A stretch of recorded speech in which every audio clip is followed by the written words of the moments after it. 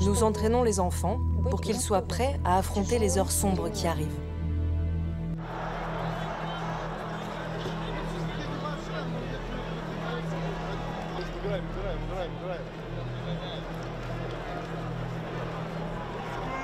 Après 2 heures de concert dans le froid et 3 minutes d'apparition sur scène de Vladimir Poutine, nous sommes une équipe, n'est-ce pas?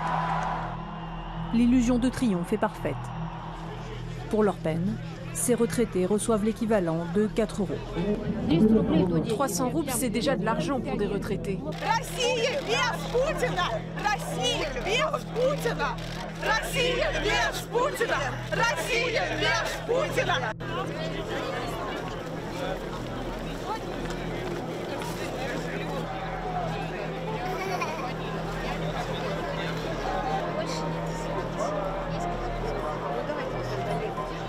Ben, c'est fort hein, ce qu'ils font. C'est un moment d'unité, de rassemblement. C'est impressionnant, surtout que ce qu'on célèbre là, c'est une victoire extraordinaire. C'est la victoire sur les nazis. Hein. Donc il ne faut pas oublier que c'est de ça dont on parle. Hein. Voilà.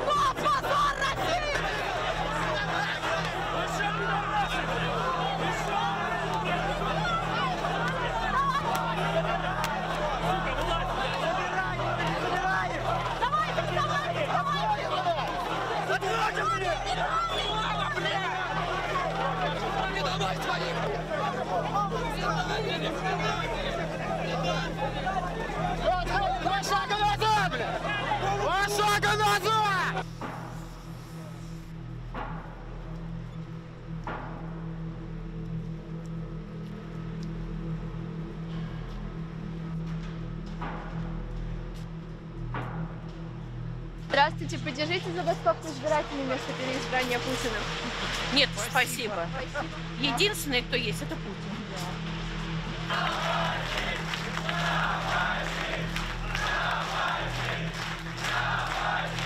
Мы будем бороться, потому что знаем, что наша борьба нужна.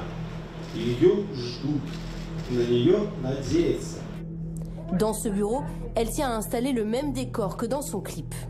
Le triptyque, c'est un concept politique. Ces 3 tableaux représentent 3 leaders qui s'avèrent être les dirigeants les plus puissants à l'heure actuelle. Vladimir Poutine, Marine Le Pen et Donald Trump.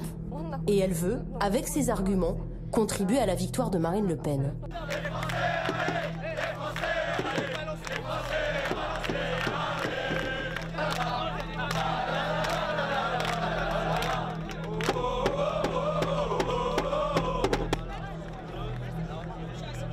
Tout le monde a été serviable et à notre portée parce que c'est vrai il y avait la barrière de la langue et c'est tabou, il n'y a pas de barrière de langue, on parle le même langage, on est très sportif, on échange des mots, des idées et c'est très bien passé. Endettée de 2 mois de loyer pour cet appartement, une pièce où ils vivent à 5. Sans papier elle aussi, elle n'a pas pu se faire embaucher par son ancien patron.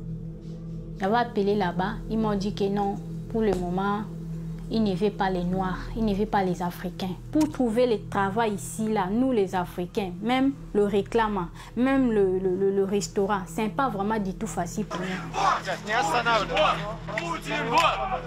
Пошли с нами, идем в противоположную сторону. Севка! Стой! Отбивать не надо, спокойно. В сторону.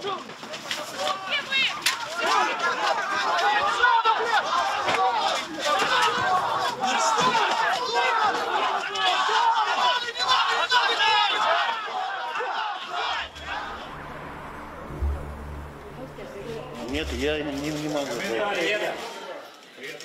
Salut tout le monde.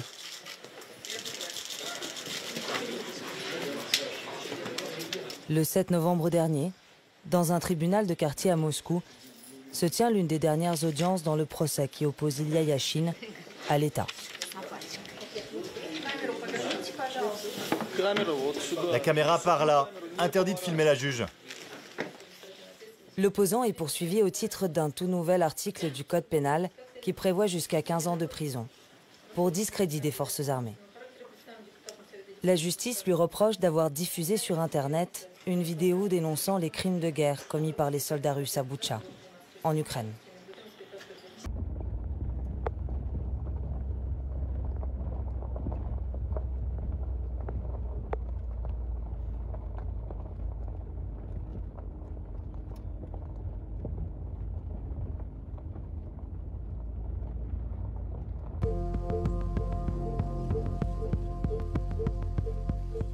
Moscou considère qu'il faut aussi faire dans le concret, et notamment investir dans des nouvelles routes, dans des autoroutes, pour convaincre les habitants de ces régions que la vie en Russie sera meilleure qu'elle ne l'était au temps de l'Ukraine. Et à Marioupol, la Russie part de loin. Après un siège de 3 mois, les dégâts sont considérables. Au loin se dessine la silhouette de la triste usine Azovstal. C'est ici que la dernière poche de résistance ukrainienne a été anéantie. À l'origine plus grande pourvoyeuse d'emplois de Marioupol, elle est désormais en cours de démantèlement. Nous entrons dans la ville.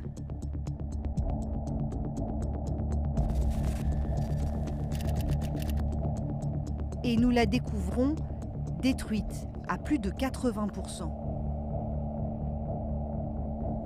Plus de 10 000 personnes sont mortes durant les combats. À perte de vue, des maisons dévastées. Quand tout à coup, au milieu des ruines, apparaît un complexe d'immeubles, tout juste sortis de terre. Là, d'autres bâtiments, neufs.